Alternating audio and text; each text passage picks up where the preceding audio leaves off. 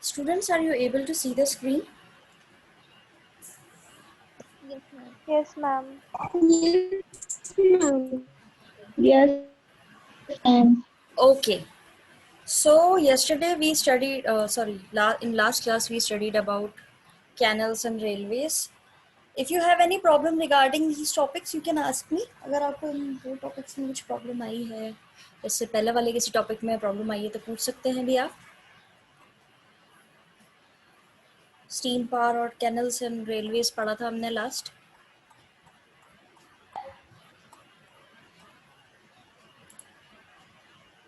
किसी को कोई प्रॉब्लम नहीं है? आगे बढ़े. Yes, ma'am. Okay.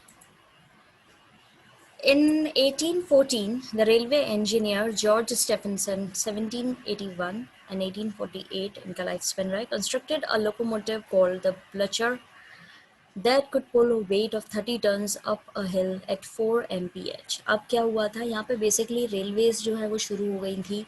ठीक है, ट्रेन्स जो है उनका शुरू हो गया था, निर्माण शुरू हो गया था. अलग अलग इंजन्स जो है वो बनाए जा रहे थे. कुछ जो है स्टीम बेस्ड थे, यानी कि स्टीम एनर्जी का यूज़ किया जा रहा था उसी में.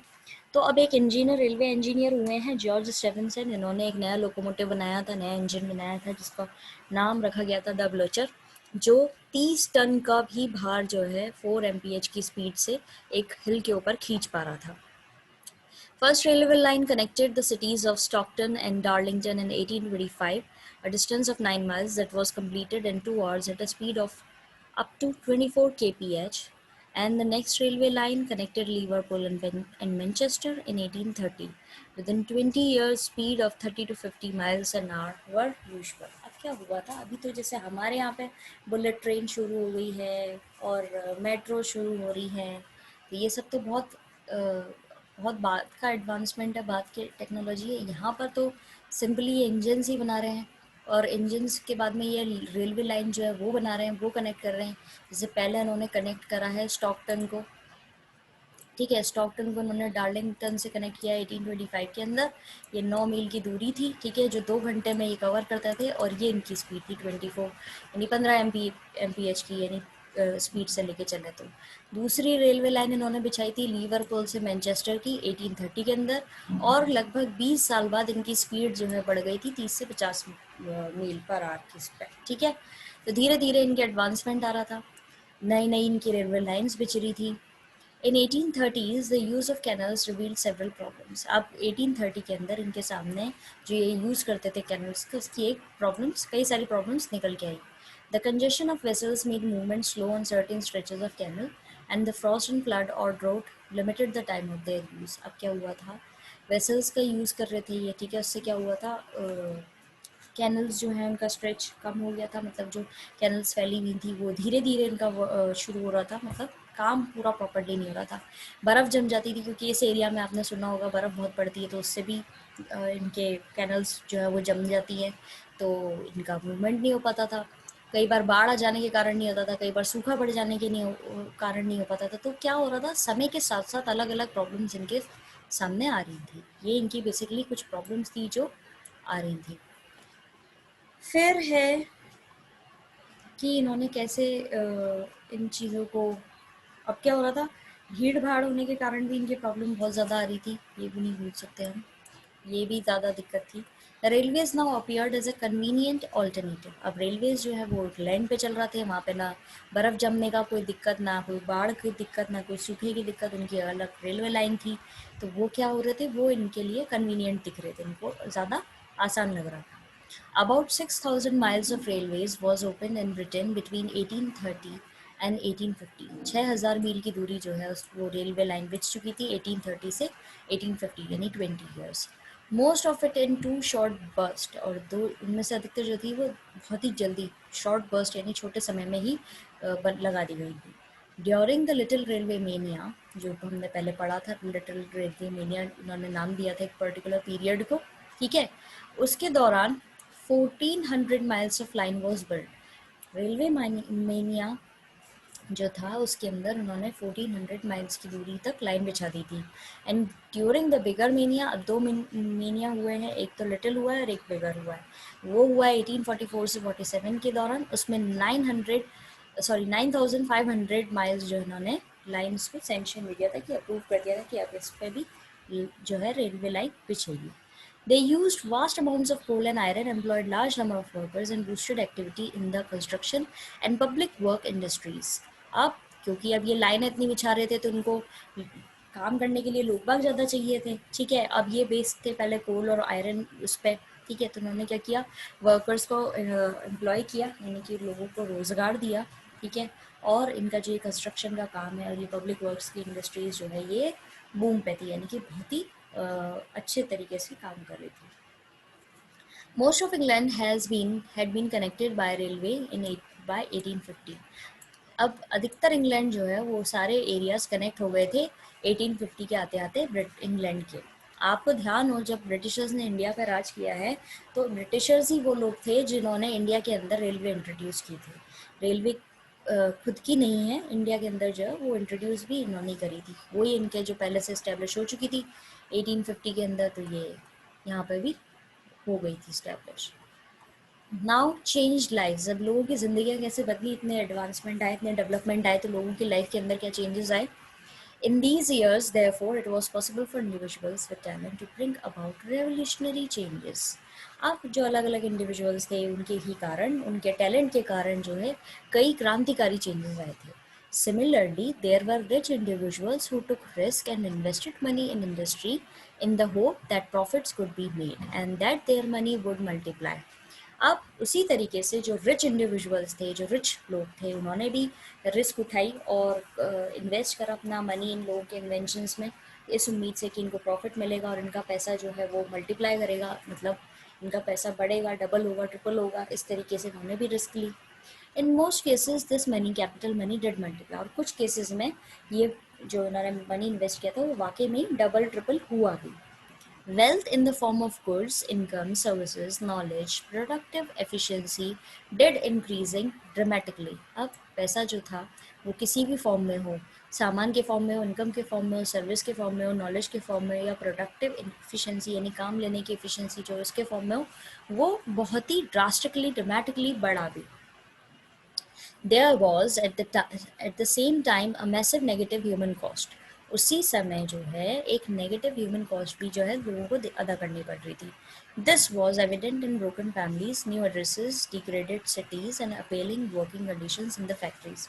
अब इसका मेन कारण क्या है, ये क्यों हो रहा था? कई फैमिलीज जो है वो टूट गई थी, नए एड्रेस उनको मतलब अलग अलग जगह पे वो जाके रहने लगी थी काम के चक्कर में, और कुछ सिटीज़ जो है वो डेवलप नहीं कर पाई थी, ठीक है। और वर्किंग कंडीशंस जो थी फैक्ट्रीज़ में वो बिल्कुल भी अच्छी नहीं थी, एक ह्यूमन लेवल पे देखा जाए तो अच्छी नहीं थी, क्योंकि उस समय बस डेवलपमेंट हो रहा था। लोग बाग, आपने देखा होगा अभी भी, जैसे अभी एक करंट एग्जांपल लेके चलें, जो भी कोरोना है, ये कोरोना कैसे फैला? चाइना की एक लैब के अंदर इसको इन्वेंट किया गया है और फिर वहाँ से ये फैला, ठीक है। वहाँ पे उनकी लापरवाही के कारण ये फैला। और भी कई सारे जो है बीमारियां वहाँ पर डेवलप की जा रही हैं, और उनकी उन्होंने वैक्सीन तक नहीं बनाई हुई है, मतलब उसका एविडेंस तो उनके पास में यही है, वो कह तो यही रहे कि उन्होंने वैक्सीन नहीं बनाई हुई है, उसके बावजूद भी उनकी लापरवाही के कारण कितने लोग मर गए, कितने लोगों के अपने खो गए। तो ये क्या है, एक इनह्यूमन बिहेवियर है, ठीक है।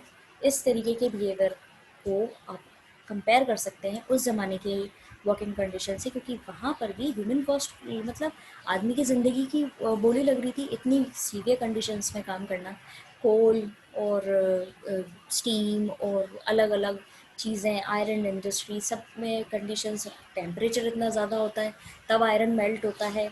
उस तरह के वहाँ पे कोई एसी का इन्वेंशन तो हो नहीं गया था कि एसी चला दिए तो वो सब चीज़ें मेंटेन रहेगी, नहीं। तो उस तरफ से लोग बागों की जानें भी बहुत जा रही थी। तो ये रेवोल्यूशन तो आया, लेकिन एक ह्यूमन कॉस्ट के साथ में आया, ठीक है। The number of cities in England with a population of over 50,000 grew from 2 in 1750 to 29 and 29 in 1850। अब क्या हुआ था, जो इंग्लैंड की सिटीज़ थी जिनमें 50,000 पॉपुलेशन थी वो डबल हो रही थी, ठीक है। 1750 से 29 टू 29 और 1850 में और ज़्यादा इंक्रीज हो रही थी. This pace of growth was not matched with the provision of adequate housing. अब ये जो पॉपुलेशन बन रही थी उसके लिए क्या हो रहा था, ये मैच नहीं कर रहा था जो उनकी हाउसिंग सैनिटेशन था, यानी कि क्लीन वाटर था, वो सब पॉपुलेशन, अर्बन पॉपुलेशन तो इंक्रीज हो रही थी, लेकिन ये जो इनकी सुविधाएं थी वो अभी भी लिमिटेड थी, वो उस हिसाब से नहीं बढ़ रही थी. इन्होंने रेलवे लाइंस डाल दी थी, कैनल वाटरवेज भी यूज़ कर लिए थे, सब चीज़ें इन्होंने शुरू कर दी थी, लेकिन इनकी जो लिविंग कंडीशंस थी वो अभी भी बेटर नहीं थी. हाउसिंग हो, घर हो, सैनिटेशन, साफ सफाई का हो, clean water for rapidly growing urban population, जो साफ पानी पीने के लिए सुविधा है वो अभी भी नहीं बढ़ रही थी. ठीक है, नहीं मिल पा रही थी. अब मैम यस, मैम यस बोलिए. मैम ये 1750 एक बार ऊपर जो लाइन है ना 1752 इन 1752 ऐसा हाँ कुछ है. हाँ हाँ हाँ हाँ, ये 29 इन 1850 मैम ये समझ नहीं आया. कोई बात नहीं. नंबर ऑफ सिटीज़ जो थी इंग्लैंड के अंदर वो 29 से डबल हो गई थी. अगर 29 सिटीज़ थी वो डबल हो गई थी, और जो उनकी ग्रोथ थी एक सिटी के अंदर वो 50,000 थी, तो वो उससे डबल हो गई थी. हर चीज़ जो है वो आउट ग्रो कर रही थी, अर्बन पॉपुलेशन जो है वो बढ़ रही थी. 1750 से 1750 से 1850 के अंदर ये सारी चीज़ें जो है इंक्रीज़ हो रही थी. एक टाउन की जो एक सिटी की ग्रोथ जो है वो 50,000 से डबल 1 लाख हो रही थी, और जो 29 सिटीज़ थी वो बढ़ गई थी, यानी कि 29 और सिटीज़ जो है वो इंक्लूड हो गई थी. अब समझ आया, सिटीज़ के नंबर भी बढ़ यस रहे थे, मैम. सिटीज़ भी बढ़ रही थी और उनकी ग्रोथ भी बढ़ रही थी. अब है वर्कर्स. वर्कर्स की कंडीशंस के बारे में इसमें बात करेंगे, उनके लाइफ स्पेन के बारे में बात करेंगे, कितना वो जी रहे थे, जितना कितना उनको उनके सोशल उनकी एक्टिविटीज़ क्या रह गई थी. ठीक है, और कितने लोग जो है वो बाहर से आकर के रह रहे थे, ये सारी चीज़ें हम इस पैराग्राफ के अंदर पढ़ेंगे. A survey in 1842 revealed that average lifespan of workers was lower than that of any other social group in the cities. It was 15 years in Birmingham, 17 in Manchester and 21 in Derby. अब यहाँ पर ये बताया जा रहा है, एक सर्वे किया गया था 1842 के अंदर, वहाँ पर जो वर्कर्स थे उनकी ज़िंदगी को कंपेयर किया गया है बाकी जो सिटी के अंदर ग्रुप्स थे, बाकी दूसरे वर्कर्स जो थे, यानी दूसरे काम करने वाले या दूसरे ग्रुप्स जो थे उनसे कंपेयर किया गया, तो उनकी जीवन जीने की जो अवधि थी वो बहुत कम हो गई थी. लाइफ स्पेन जो है वो बहुत कम हो गया था. बर्मिंघम के अंदर 15 साल थी, मैनचेस्टर के अंदर 17 साल थी और डर्बी के अंदर 21 साल थी. More people died and died at a younger age. लोग बाग यंगर एज पर मर रहे थे, कोई 15 साल की उम्र में मर रहा था, कोई 17 साल की उम्र में मर रहा था, कोई 21 साल की उम्र में मर रहा था. In the new industrial cities than in the villages that they had come from. जो सिटीज़ के अंदर आकर के वर्कर्स रह रहे थे, काम कर रहे थे, वो जल्दी मर रहे थे उन लोगों के कंपैरेटिवली कि वो जिस गांव से आए हैं वहाँ पर जो लोग वहीं गांव में रह गए, वो लोग तो जीवन जी रहे थे अच्छा, ठीक है, वो इतनी जल्दी नहीं मर रहे थे जितने ये लोग जल्दी मर रहे थे. ठीक है. Half the children fail to survive beyond the age of 5, और आधे से ज़्यादा बच्चे जो हैं वो 5 साल से ज़्यादा जी ही नहीं पा रहे थे. और the increase in the population of cities was because of the immigrants. अब जो सिटी के अंदर पॉपुलेशन बढ़ रही थी वो किस वजह से बढ़ रही थी, कि बाहर से लोग आकर के इनकी सिटी के अंदर बस रहे थे. Rather than by an increase in the number of children born to the families who already live there. उन बजाय उनके जो उस सिटी में पहले से रह रहे हैं उनके बच्चे बड़े हो रहे हों और फिर वो इंक्रीज़ कर रहे हो पॉपुलेशन, वो नहीं हो पा रहा था क्योंकि वहाँ तो ग्रोथ ही नहीं थी. वर्कर्स 15, 17, 21 साल से ज़्यादा जी नहीं रहे थे, बच्चे 5 साल से ज़्यादा जी नहीं रहे थे, जो बाहर से लोग आ रहे थे आकर के बस रहे थे, उनकी वजह से पॉपुलेशन बढ़ रही थी. Deaths were primarily caused by the epidemics of disease that sprang from pollution of water like cholera and typhoid, or of the air like tuberculosis. अब क्या हो रहा था, ये बीमारियां फैल रही थी वहाँ पर, महामारियां फैल रही थी. ठीक है, किस तरह की पोल्यूशन के कारण, पानी के पोल्यूशन के कारण कॉलरा और टाइफाइड फैल रहा था, हवा के पोल्यूशन के कारण ट्यूबरक्लोसिस यानी टीबी जो होती है वो फैल रही थी. इस कारण भी, महामारी फैलने के कारण भी लोग बाग मर रहे थे. अब ठीक है, इन्वेंशन जितना हो, लेकिन उसके साथ में बीमारियां भी हमेशा इन्वेंट होती हैं, बीमारियां भी साथ में ही आती हैं। किसी चीज़ के फ़ायदे होते हैं तो उसी चीज़ के नुकसान भी होते हैं।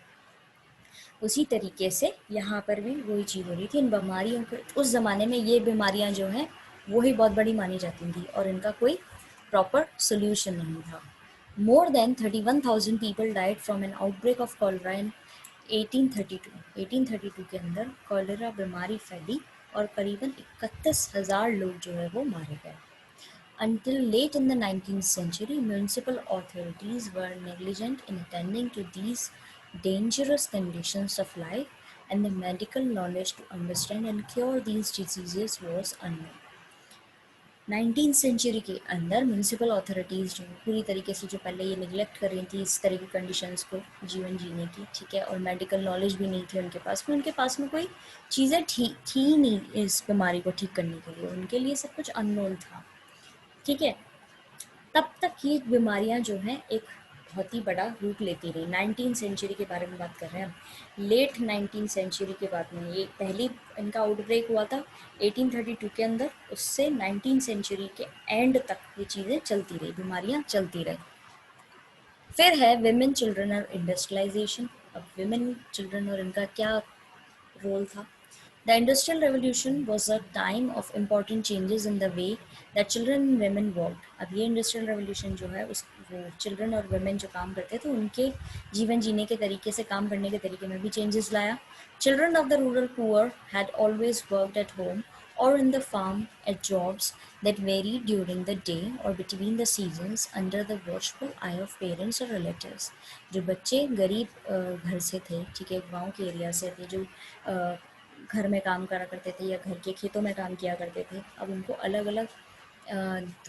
अलग तरह की जॉब्स मिलने लग गई थी, ठीक है, अलग अलग सीजन में मिलने लग गई थी, दिन में मिलने लग गई थी, और पेरेंट्स और रिलेटिव्स जो हैं वो उनकी निगरानी में काम किया करते थे। Likewise in villages, women were actively involved in farm work. उसी तरीके से औरतें भी जो हैं खेतों पे काम किया करती थी।